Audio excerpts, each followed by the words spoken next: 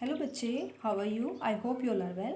बच्चे हम class 9th का chapter number 1 that is matter in our surrounding study कर रहे हैं, जिसमें हमने इस चैप्टर का कॉन्सेप्ट स्टडी कर चुके हैं।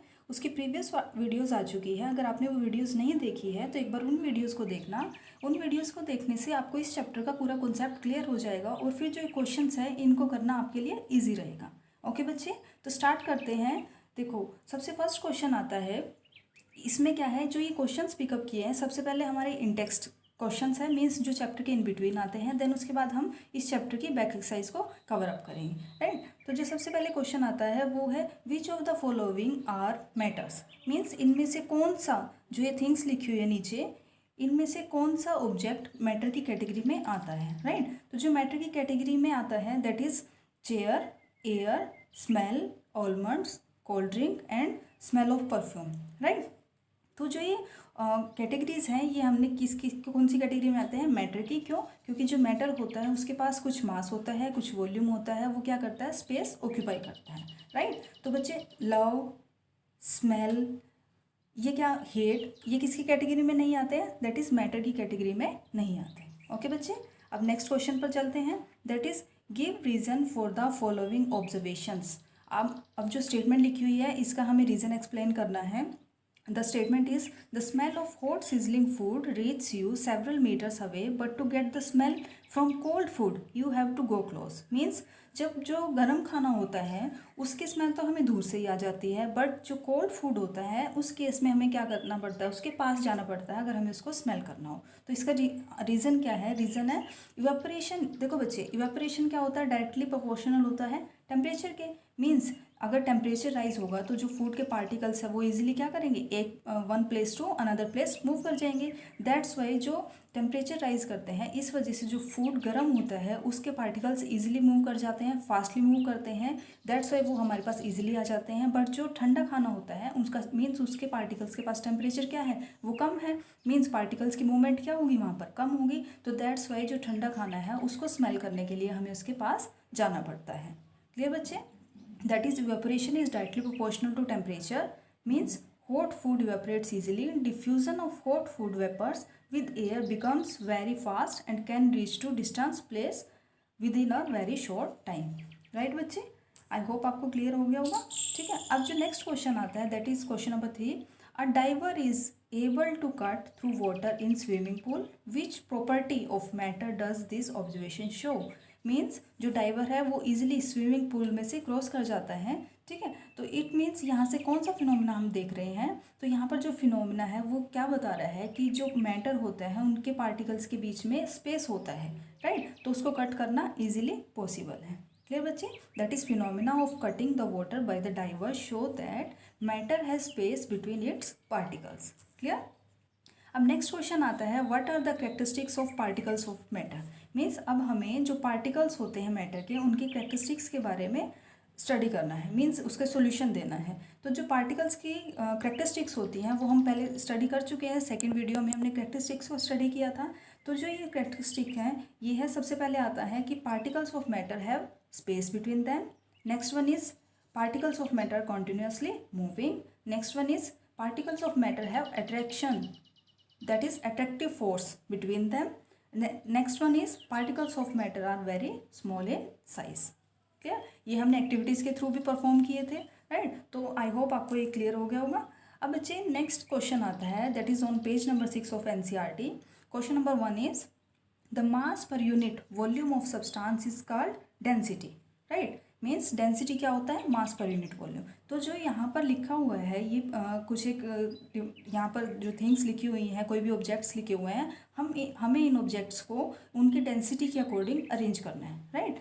तो बच्चे आपको पता है कि जो डेंसिटी होती है वो सबसे ज़्यादा किसकी होती है? सॉलिड की होती है। देन उससे कम लिक्विड की, सबसे कम गैस की। तो हमें इनको इसी ऑर्डर में क्या करना है? अरेंज करना है। तो जो सबसे पहले आएगा वो होगा कॉटन, चॉक, आयरन, बिकॉज ये किसी कैटेगरी में आते हैं? सॉलिड की कैटेगरी में। Water and honey these are under the category of liquid. Air, exhaust from chimney these are under the category of gases. तो जो डेंसिटी का ऑर्डर होगा वो क्या होगा? Left to right. मीन्स सबसे ज़्यादा डेंसिटी सॉलिड की, देन उससे कम लिक्विड की और सबसे कम गैसेस की। क्लियर? अब नेक्स्ट क्वेश्चन आता है दैट इज फर्स्ट पार्ट है इसका tablet the difference in the characteristics of states of matter. Means जो स्टेट्स होती है मैटर की, उनको हमें उनके करेक्टरिस्टिक्स के बेसिस पे डिफ्रेंशिएट करना है। क्लियर? तो जो कैटेगरीज आती है, देखो सबसे पहले है सॉलिड। सॉलिड की कैटेगरीज होती है definite volume, they do not tend to flow, they are rigid and have definite shape, but few are exceptions like sponge, rubber band. They do not, means they change their shape according to our external pressure. Solids are generally incompressible with very few exceptions like sponge, rubber band, right? Means जो sponge होता है, rubber band होता है, हम उनको easily क्या करते हैं, कंप्रेस कर सकते हैं। ये कुछ एक एक्सेप्शंस है। क्लियर? अब जो नेक्स्ट आता है वो है लिक्विड। लिक्विड की कुछ एक करेक्टरिस्टिक्स क्या है, उनके पास डेफिनेट वॉल्यूम होता है, they tend to flow, they are not rigid, they do not have definite shape, they take the shape of the container, means जिस भी कंटेनर में हम लिक्विड को डालेंगे वो उसकी शेप ले लेता है। And liquids are almost incompressible, means liquid को हम कंप्रेस नहीं कर सकते। क्लियर? देन उसके बाद नेक्स्ट आता है गैसेस। गैसेस में क्या होता है, gases do not have definite volume, means gas का कोई भी डेफिनेट वॉल्यूम नहीं होता है। The volume varies with the container in which they are stored और कैप्ट, मीन्स जिस भी कंटेनर के अंदर हम उनको स्टोर करेंगे तो वो उसी कंटेनर के अंदर जो जितना भी वॉल्यूम है वो सारे वॉल्यूम को ऑक्यूपाई कर लेते हैं। Clear? They tend to flow, they are not rigid, not have definite shape, they are compressible, means gas को हम क्या कर सकते हैं, कंप्रेस कर सकते हैं ईजिली। राइट? देन इसके बाद बच्चे आता है कुछ एक हमें जो टर्म्स लिखी हुई है यहाँ पर, rigidity, compressibility, fluidity, filling of a gas container, shape, kinetic energy and density. हमें इन टर्म्स को आगे कमेंट करना है, मीन्स इन टर्म्स के बारे में हमें एक्सप्लेनेशन देना है। तो जो सबसे पहले आता है दैट इज़ रिजिडिटी। रिजिडिटी क्या होता है, the property by which an object retains its shape and size is called as rigidity. Right? Means कोई भी ऑब्जेक्ट अगर अपनी शेप को रिटेन करके रखता है, साइज को रिटेन करके रखता है, तो उस प्रॉपर्टी को बोलते हैं rigidity. Solids are rigid versus liquid and gases are not liquid, means solids rigid की कैटेगरी में आते हैं but liquid and gases category में नहीं आते। नेक्स्ट आता है कंप्रेसिबिलिटी, मीन्स कंप्रेस करना। Compressibility is the property due to which a substance can be easily compressed, means its volume can be decreased. Gases are compressible versus solid and liquids are not compressible. Right? Next one is fluidity. Fluidity is the property that is flowing tendency of a substance called fluidity. Means कोई भी substance है उसके flow करने की capability को क्या बोल देते हैं, means उसकी वो fluidity है। right? तो जो gases and liquids होते हैं वो easily flow करते हैं, तो that's why इनके पास fluidity property होती है। but जो solids होते हैं वो कभी भी flow नहीं करते हैं, that's why उनके अंदर जो fluidity की property होती है वो नहीं होती है, means वो absent होती है। right? अब जो नेक्स्ट आता है that is filling of a gas container.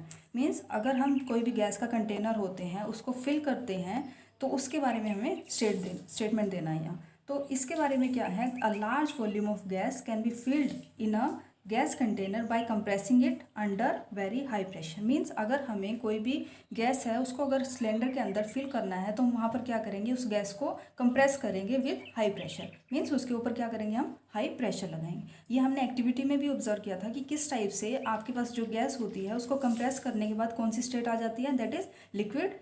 और अगर और भी ज़्यादा कंप्रेस करेंगे तो वो कौन सी स्टेट आ जाएगी, सॉलिड स्टेट। राइट? तो the property of compressibility of gases, means जो गैसेज होती हैं उनके पास कौन सी प्रॉपर्टी होती है, कंप्रेसिबिलिटी की प्रॉपर्टी होती है। The next one is shape. Shape क्या होता है, the property of having definite geometry is called shape of a particular substance. Means कोई भी डेफिनेट ज्योमेट्री हो किसी भी सब्सटेंस की तो उसको हम क्या बोल देते हैं, वो उसकी शेप है। Solids have definite shape versus gases and liquids do not have definite shape. Means सिर्फ सॉलिड्स के पास ही डेफिनेट शेप होती है, बट जो गैसेज एंड लिक्विड स्टेट्स होती हैं उनके पास कोई भी डेफिनेट शेप नहीं होती है। राइट? इसके बाद नेक्स्ट आता है kinetic energy. Kinetic energy means the energy possessed by a moving object और by the moving molecules is called kinetic energy. Means कोई भी ऑब्जेक्ट है अगर वो मूव कर रहा है तो उसके पास क्या कुछ एनर्जी स्टोर होती है, तो उस एनर्जी को हम क्या बोलते हैं, that is kinetic energy. Right? ये हमने कॉन्सेप्ट भी स्टडी किया था कि अगर जो हम टेम्परेचर को राइज करते हैं तो जो पार्टिकल्स होते हैं उनकी काइनेटिक एनर्जी बढ़ जाती है। मीन्स जो काइनेटिक एनर्जी है वो टेम्परेचर के डायरेक्टली प्रोपोर्शनल होती है। राइट। ठीक है, अब इसके बाद आता है डेंसिटी। डेंसिटी क्या होता है, अभी बताया था, density is mass per unit volume, means the mass per unit volume of substance is called density, right. अब इसका फॉर्मूला क्या है, density is equal to mass per unit volume. Clear बच्चे, यहाँ पर ये कुछ एक क्वेश्चंस कवर अप हो जाते हैं, जो रिमेनिंग क्वेश्चंस है वो हम नेक्स्ट वीडियो में कवर करेंगे। आई होप आपको इतना अच्छे से क्लियर हो गया होगा। अगर आपको ये वीडियो अच्छी लगे तो वीडियो को लाइक करना, चैनल को सब्सक्राइब करना एंड अपने अदर फ्रेंड्स के साथ इसको शेयर करना। ओके बच्चे, थैंक यू।